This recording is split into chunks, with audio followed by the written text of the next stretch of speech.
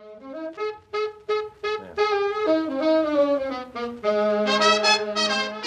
right, here we go. There she is. Hi, sweetheart. It's me.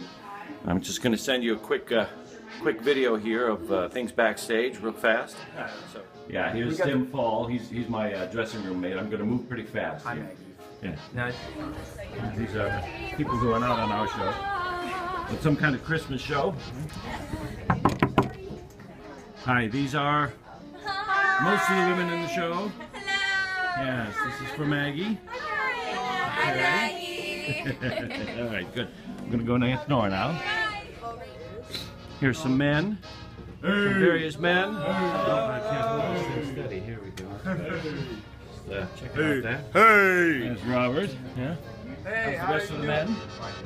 Everybody, say hi to Maggie. Hi, Maggie. There you go. Ah, yes. That's not a man. That's Dagny. She always hangs out in here for some reason. I'm not sure why. Hi, Maggie. I'm Yeah, that's right. This is Matt. He plays Beverly Carlton in the play. Here's a bad picture of the wheelchair I sit in for most of the show. Here's the set.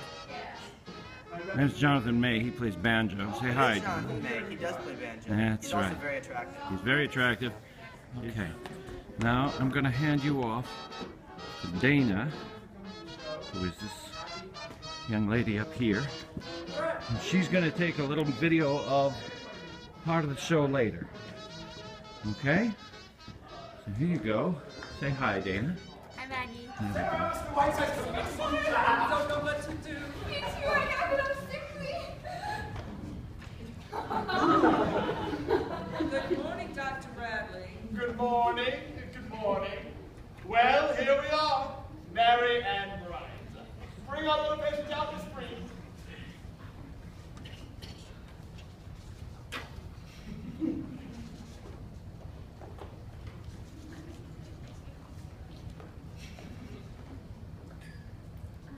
I may vomit. Good morning, Mr. Whiteside. I'm Mrs. Ernest Stanley, remember?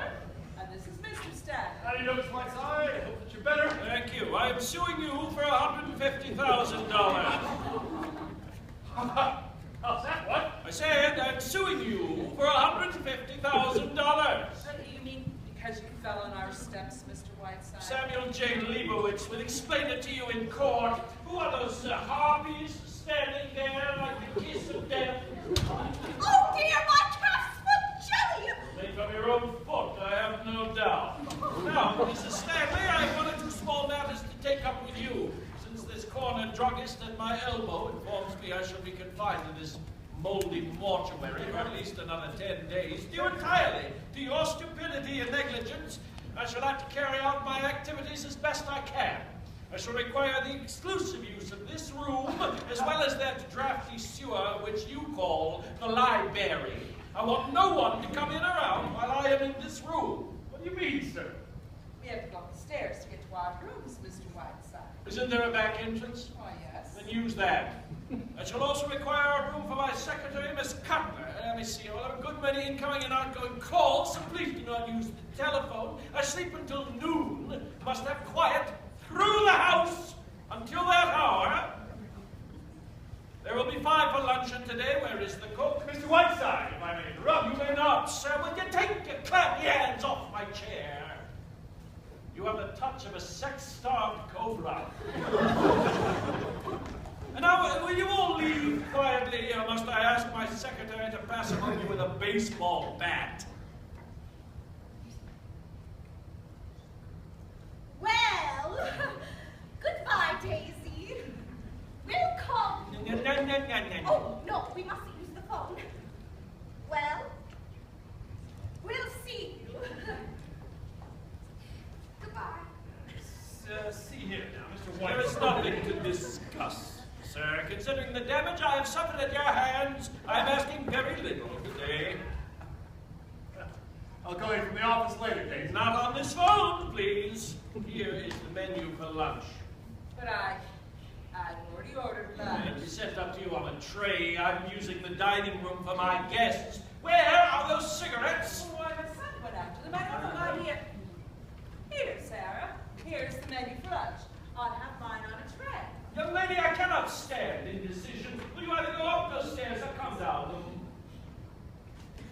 Good morning, Mr. Watson. Here are the cigarettes. I'm sorry it was so long. I had to go to 3 different stores. Gone long enough to have a baby.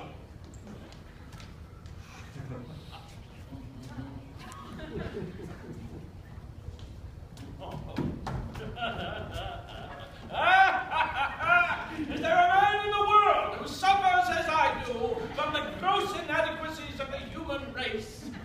Well, I must say you certainly have behaved with all of your accustomed grace and charm. Look here, boss. I'm in no mood to discuss my behavior, good or bad. I had no desire to cross this cheerless threshold, was badgered and hounded into it. I now find myself, after 2 weeks of racking pain, accused of behaving without charm. What do you want me to do? Kiss them? Very well, Sherry. I should have known better after 10 years not to try to do anything about your manners. But when I finally give up this job, I'm going to write a book about it all. Cavalcade of insults, or through the years with Prince Charming. This is repulsive.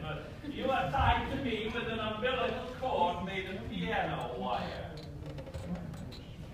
Now, if we may dismiss the subject of my charm, for which incidentally I'm paid $1,500 per appearance, possibly we can get to work. Now we can. West, what? Yes. My name is Harriet Stanley.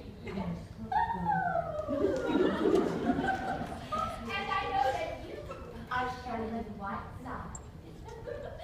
I saw this holly framed green against the pine trees. I remember what you wrote about Tess and Jude School. It's the nicest dress I could bring you.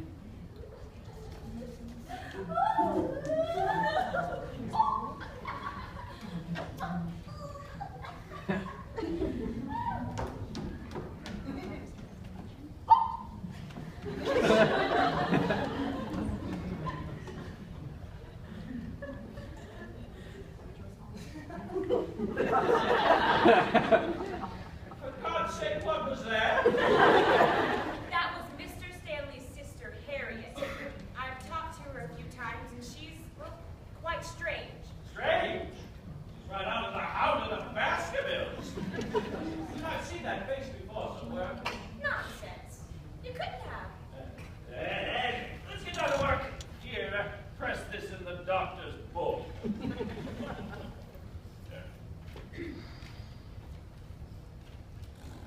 I see no reason why I should endorse maiden-form brassieres. Oh, here's the telegram.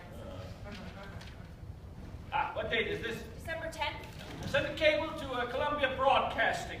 You can schedule my Christmas Eve broadcast from the New York studio, as I shall be returning east instead of proceeding to Hollywood. Stop. For my special New Year's Eve broadcast, we'll have as my guests Yasha Heifetz, Catherine Cornell, Schiaparelli, the Lunts, and Dr. Alexis Carroll, with Haile Selassie on short way from London. Whiteside.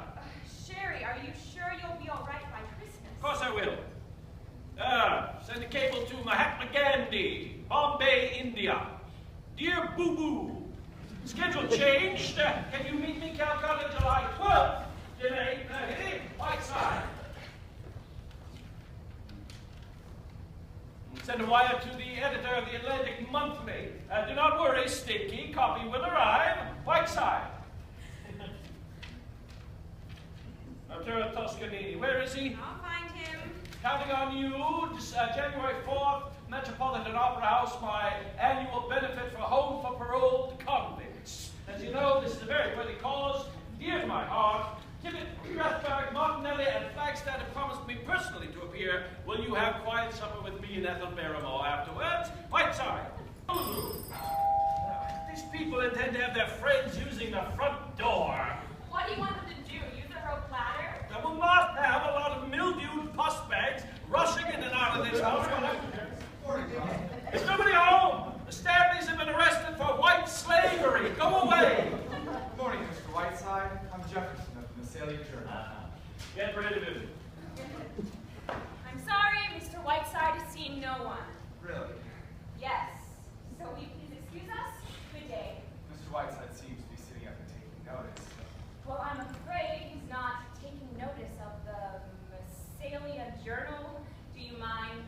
You know, if I'm going to be insulted, I'd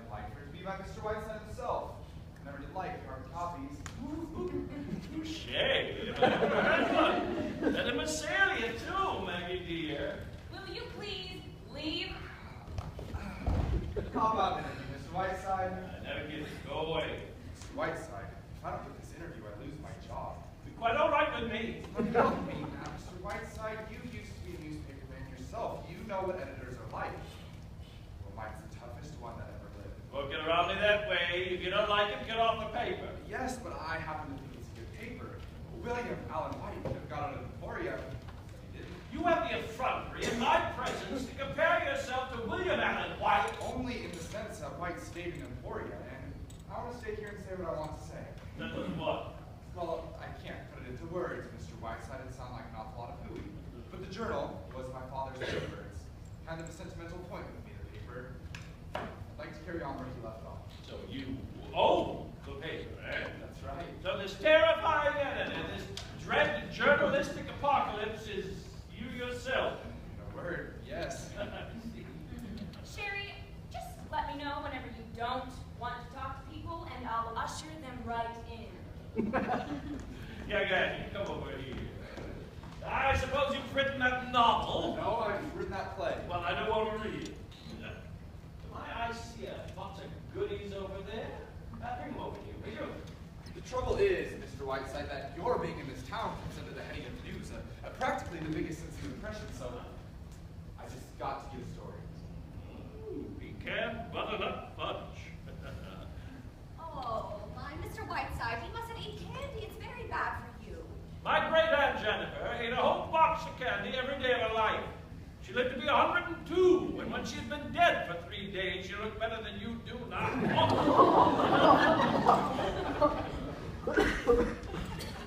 Oh, young man, you were saying? About to say something?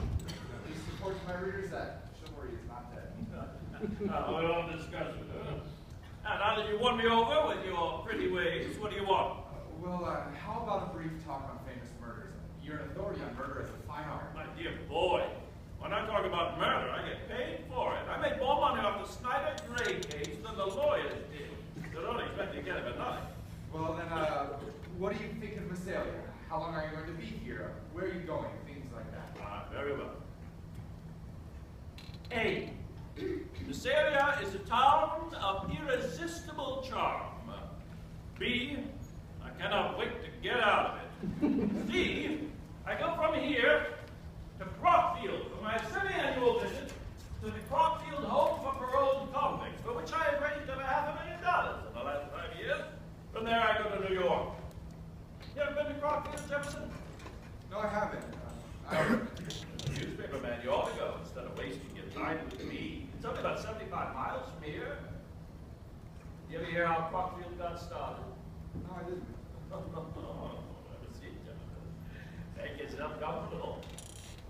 Some of the most touching and endearing stories of our generation.